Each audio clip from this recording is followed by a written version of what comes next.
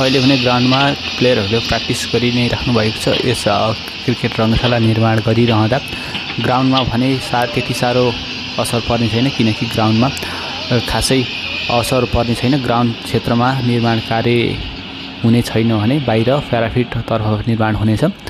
तपाईहरु अहिले देख्न सक्नुहुन्छ यसको क्रिकेट रङ्गशालामा भएको पुरानो प्याराफिटमा ढुङ्गाका वालहरू थिए, त्यो सम्पूर्ण हटाइसकिएको छ। अहिले फ्लड लाइटको काम पनि चलिरहेको छ। फ्लड लाइटका सम्पूर्ण सामग्रीहरू इन्डियामा अर्डर गरिसकिएको र 1 महिनाभित्र यस क्रिकेट रङ्गशालामा फ्लड लाइटका सम्पूर्ण सामग्रीहरू इन्डियाबाट आउने भिजन ईश्वरी जोइन्ट भेन्चरका प्रोजेक्ट म्यानेजरले जानकारी दिनुभएको छ। तपाईहरु देख्दै सक्नुहुन्छ अहिले यस रङ्गशाला परिसरमा 70-80 भन्दा धेरै स्ट्रिपरहरूले माटो ओसारपसार गरिराख्नु भएको छ भने 10 देखि 12 को संख्यामा एक्जाभेटरहरूले धमाधम काम गरिरहेको हामीले देख्न सक्छौं। काम भने द्रुत गतिमा चलिरहेको छ। आज 8औं दिनमा आइसक्दा कामले गति लिएको हामीलाई भान भइरहेको छ। अहिले त्यहाँ देख्न सक्नुहुन्छ यो फ्लड लाइट निर्माणको लागि यहाँ मार्किङ गरिएको छ र यहाँ फ्लड लाइटको बेसमेन्टको लागि अहिले खाल्डो खनिनेछ र त्यही अनुसार यस क्षेत्रमा फ्लड लाइट जडान गर्नको लागि बेसमेन्ट बनाइनेछ। 1 महिनाभित्र फ्लड लाइटको बेसमेन्टको सम्पूर्ण कामहरू सक्ने भिजन ईश्वरी जोइन्ट भेन्चर्स को प्रोजेक्ट म्यानेजरले बताउनु भएको छ। तपाईहरु देख्न सक्नुहुन्छ अहिले यहाँ पाइल खन्नको लागि यो ठुलो मेसिन पनि ल्याएको छ। यो ठुलो मेसिन केका लागि होला भन्ने तपाईहरुलाई जिज्ञासा लाग्न सक्छ। यो भने रङ्गशालाको फाउन्डेसन यानि कि पाइल भनिन्छ, त्यसलाई पाइल खन्नको लागि चाहिँ ल्याइएको हो। र तपाईहरु देख्न सक्नुहुन्छ अहिले यस क्षेत्रमा भने माटो पन्छाउने लगायतका काम भइरहेको छ। अहिले तपाईं देख्न सक्नुहुन्छ यहाँ भने फ्लड लाइटको लागि चाहिँ फाउन्डेसन खन्ने काम, फाउन्डेसनको लागि खाल्टो खन्ने काम भइसकेको छ। यही फाउन्डेसनमा यहाँ चाहिँ अब फ्लड लाइट बस्नेछ भने फ्लड लाइटको चाहिँ 55 मिटर हुनेछ, जुन पिचबाट चाहिँ पिच लेभलबाट 55 मिटरको अग्लो फ्लड लाइट हुनेछ। तपाईहरुले देख्न सक्नुहुन्छ अहिले फ्लड लाइटको लागि पनि काम सुरु भइसकेको छ। भिजन ईश्वरी जोइन्ट भेन्चरले पनि यस क्रिकेट रङ्गशालामा फ्लड लाइट इन्स्टलेसनको लागि काम सुरु गरिसकेको छ भने सम्पूर्ण सामानको लागि पनि अर्डर दिइसकेको जानकारी प्राप्त भएको छ।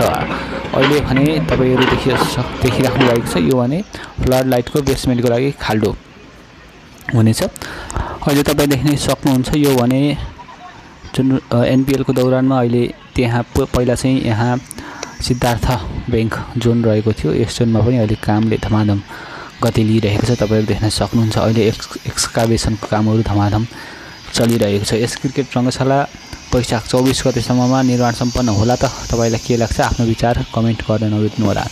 के साँच्चै नै यस क्रिकेट रङ्गशाला वैशाखको 24 गते भित्र सम्पन्न भएर एउटा उदाहरण बन्नेछ?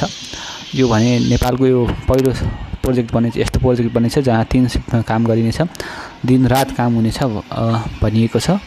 सायद रातमा पनि काम भएकै हुनुपर्छ। अहिले भने फाउन्डेसनको लागि चाहिँ कामहरू चलिरहेको छ। अहिले तपाईहरु देख्न सक्नुहुन्छ ग्राउन्डमा भने प्लेयरहरू प्र्याक्टिस गर्दै हुनुहुन्छ भने दर्शकहरू पनि देख्न सक्नुहुन्छ। तपाईहरु वरिपरि दर्शकले क्रिकेटको मजा लिइराख्नु भएको छ। अहिले भने हामीहरूलाई त्यहाँ पुरानो एनपीएल को दौरान बनाइएका कुर्सीहरू राखिएको थियो, त्यो क्षेत्रबाट तपाईहरुलाई दृश्य देखाइरहेको छु, तपाईहरु देख्न सक्नुहुन्छ। अब छिटै नै यस क्रिकेट रङ्गशालामा प्याराफिट तथा फ्लड लाइट इन्स्टल भएर नेपालले यहाँ म्याच खेलेको हेर्न पाऊँ। आगामी एनपीएलसम्ममा यो क्रिकेट रङ्गशाला त जसरी पनि आशा गर्न सक्छौँ। यदि भनेको अनुसारै भए पनि वैशाखको 24 गतेसम्म त बन्ने नै छ, तर पनि आशंका उपशंकाहरू चाहिँ रहने नै छन्, किनकि नेपालमा यस्तो कुनै प्रोजेक्ट छैन भन्दा पनि हुन्छ जुन समयमै सकियोस्। कुनै पनि यस्तो ठेक्का कमै होला नि यस्तो ठेक्काहरू जहाँ समयमै भनिएको समय तोकिएको समयमा काम भएको हामी बिरलै पाउँछौँ। अब यो क्रिकेट रङ्गशालामा भने अब दिनरात काम गरेर एउटा उदाहरण सेट गर्ने एउटा मौका पनि रहेको छ। तपाईहरु देख्न सक्नुहुन्छ अहिले चोभार एन्डमा रहेको यो दर्शकहरूको यो फेभरेट ठाउँ हो। यसबाट चाहिँ राम्रो भ्यू देखिन्छ। यसमा भने फाउन्डेसनसम्मै सम्पूर्ण माटोहरू निकालिएर सुरुबाट नै यस क्रिकेट रङ्गशालामा प्याराफिट बनिन्छ। प्याराफिट सँगसँगै चेन्जिङ रुमहरू पनि बन्नेछन्। तपाईहरु देख्न सक्नुहुन्छ अहिले त्रिभुवन अन्तर्राष्ट्रिय क्रिकेट रङ्गशालाको ताजा अवस्था तपाईहरुलाई देखाइरहेको छ। डे 8 सम्म आइपुग्दा यस क्रिकेट रङ्गशालाको अवस्था यस्तो रहेको छ। अब छिटै नै यस क्रिकेट रङ्गशालाले निर्माण सम्पन्न होस् भन्ने हामी सम्पूर्ण क्रिकेट प्रेमीहरूको आशा रहेको छ। आशा गरौँ छिटै नै क्रिकेट रङ्गशाला निर्माण हुनेछ। तपाईहरु देख्न सक्नुहुन्छ अहिले यहाँ अहिले खाल्डो खनिएको छ भने यहाँबाट माटो पनि ओसार पसारको काम धमाधम चलिरहेको छ।